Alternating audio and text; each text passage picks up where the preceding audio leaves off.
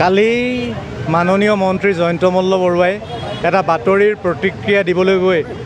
গণতন্ত্ৰৰ চতুৰ্থ স্তম্ভ বুলি যাক কোৱা হয়, গণতন্ত্ৰ ৰক্ষা কৰাৰ বাবে চৰকাৰৰ দায়িত্ব আছিল আৰু সেই কিন্তু গণতন্ত্ৰৰ চতুৰ্থ স্তম্ভক কালি যিদৰে নিম্ন স্তৰৰ মন্তব্য আগবঢ়ালে,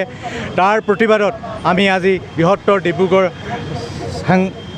প্ৰেছ ক্লাব আৰু ডিব্ৰুগড় জিলা সাংবাদিক সন্থাই এই স্থানত কলা বেজ পৰিধান কৰি প্ৰতিবাদ সাব্যস্ত কৰিছোঁ। আৰু তেওঁ কালি যি নিম্ন স্তৰৰ মন্তব্য প্ৰদান কৰিলে, সেই মন্তব্য তেওঁ অতি শীঘ্ৰে প্ৰত্যাহাৰ কৰিব লাগে আৰু ৰাজহুৱাভাৱে অসমৰ ৰাইজৰ ওচৰত সাংবাদিকৰ প্ৰতি যাতে এনেধৰণৰ নিম্ন স্তৰৰ মন্তব্য নকৰে, ইয়াৰ বাবে তেওঁ ক্ষমা খুজিব লাগিব। আৰু যদিহে তেওঁ ক্ষমা নোখোজা পৰ্যন্ত ডিব্ৰুগড়ৰ সাংবাদিকে তেওঁৰ সকলো কাৰ্যসূচী বৰ্জন কৰিব আৰু আমি অসমৰ সকলো সাংবাদিককে আহ্বান জনাইছোঁ এই মন্ত্ৰীজনৰ সকলো কাৰ্যসূচী বৰ্জন কৰিবলৈ। ধন্যবাদ। আচলতে তেওঁ নিজেই এটা কথা কালি সংবাদ মাধ্যমৰ আগত কৈছে, তেওঁলোকে কংগ্ৰেছত থকাৰ দিনত তেওঁ বহুত বেয়া কাম কৰিছে, সেইটো কথা তেওঁ নিজেই কৈছে, আমি ক'বলগীয়া হোৱাই নাই। আৰু সেইকাৰণে তেখেতে নিজেই নিজৰ কথাখিনি কৈছেই, কিন্তু তেওঁ কি কাৰণে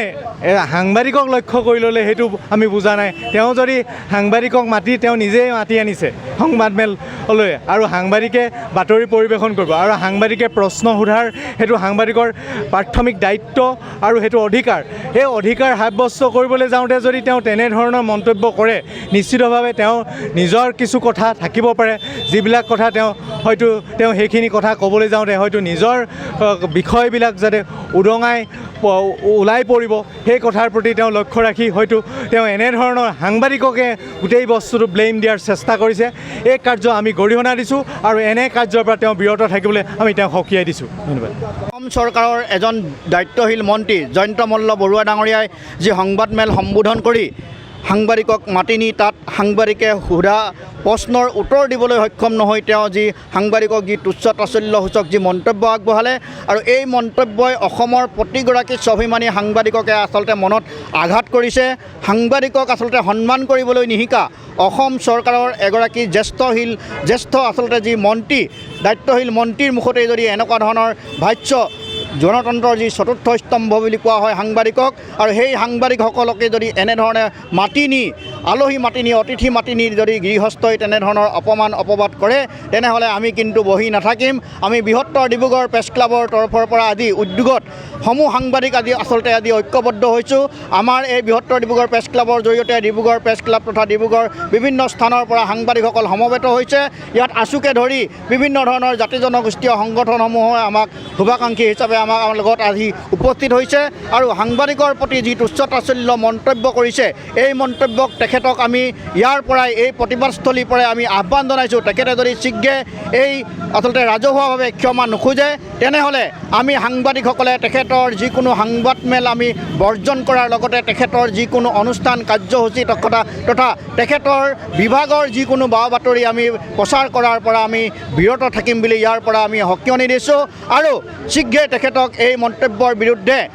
অসমৰ মুখ্যমন্ত্ৰীগৰাকীয়ে হস্তক্ষেপ কৰি অসমৰ জনসংযোগ বিভাগৰ যি মন্ত্ৰী আছে, মন্ত্ৰীগৰাকীয়ে হস্তক্ষেপ কৰি আচলতে এই বিষয়টো শীঘ্ৰে যদি সমাধান নকৰে, পৰৱৰ্তী সময়ত কিন্তু আমি সমূহ সাংবাদিকে একত্ৰিত হৈ আমি চৰকাৰৰ বিৰুদ্ধে পৰৱৰ্তী সময়ত আন কাৰ্যসূচী আমি গ্ৰহণ কৰিবলৈ বাধ্য হ'ম। চাওক, কালি অসমৰ এগৰাকী মন্ত্ৰী, দায়িত্বশীল মন্ত্ৰী বুলি যাক আমি ভাবোঁ, সেই মন্ত্ৰীগৰাকীয়ে এখন তেওঁলোকে প্ৰেছক মাতিছে, সংবাদ গোষ্ঠীক মাতিছে। তেওঁ সংবাদ গোষ্ঠীক সকলোকে মতাৰ পিছত, সাংবাদিকসকলক মতাৰ পিছত তেওঁলোকে যি ধৰণৰ তুচ্ছ তাচল্য কৰিছে, যি অহংকাৰ আৰু যি দম্ভ তেওঁ আচলতে দেখুৱালে, অসমৰ ৰাইজে হতচম্বিত হৈছে। আৰু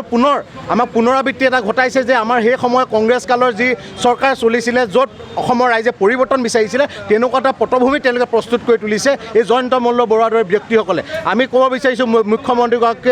মুখ্যমন্ত্ৰী ডক্টৰ হিমন্ত বিশ্ব শৰ্মা ডাঙৰীয়াক আমাৰ আহ্বান ডিব্ৰুগড় জিলা ছাত্ৰ সন্থাৰ তৰফৰ পৰা যে আপুনি যদি কয় পৰিৱৰ্তনশীল এখন চৰকাৰ চলাইছোঁ বুলি যে কংগ্ৰেছৰ অপশাসন আপোনালোকে বিচৰা নাছিলে কংগ্ৰেছ বেয়া বুলি আপোনালোকে কয় কিন্তু আজি সেই কংগ্ৰেছৰ যি বহুৱালি আছিলে যি তেওঁলোকে অহংকাৰ দম্ভ দেখুৱাইছিলে পুনৰ কিয় পুনৰাবৃত্তি হৈছে আমি আপোনালৈ প্ৰশ্ন সুধিব বিচাৰিছোঁ আৰু যদি তেনে নহয় আপোনালোকে বিজেপিৰ নীতি আদৰ্শৰ মতে চলে তেনেহ'লে আপোনালোকে গো মাতাৰ ৰক্ষাৰ কথা অনবৰতে কয় আপোনাৰে লগত থকা এগৰাকী মন্ত্ৰীৰ ওপৰত পশুধন বিশেষকৈ গো মাতাৰ যি কেলেংকাৰী অভিযোগ আহিছে তাৰপিছত তেওঁক জবাবদিহি নকৰি আপুনি তেওঁক আপুনি বচাবলৈ গৈ আৰু আজি তেওঁলোকে প্ৰেছ বিবৃতি দি পেলাই সাংবাদিকসকলক তুচ্ছ তাচ্ছিল্য কৰিছে এই কথাটো অসমৰ ৰাইজে গ্ৰহণ নকৰে আমি পুনৰবাৰ আপোনালোকক কৈছোঁ ২৬ৰ নিৰ্বাচন পাইছে অসমৰ ৰাইজ সকলো চাই আছে অসমৰ ৰাইজে অনুভৱ কৰি আছে যে কাক তেওঁলোকে আনি বহাব বিচাৰিছিলে আৰু কোন আহি বহিলেই পুনৰ সেই কংগ্ৰেছ চৰকাৰৰ দিনৰ দম্ভালিবোৰ মনত পৰিছে ভ্ৰষ্টাচাৰ মনত পৰিছে কেলেংকাৰী উদং খাইছে এই কথাবিলাকে ৰাইজক পুনৰ সচেতন হ'বলৈ আমি আহ্বান জনাইছোঁ আৰু ২৬ৰ নিৰ্বাচনত যদি এই জয়ন্ত মল্লৰ দৰে ব্যক্তিক যদি আপোনালোকে অপসাৰণ নকৰে মন্ত্ৰিত্বৰ পৰা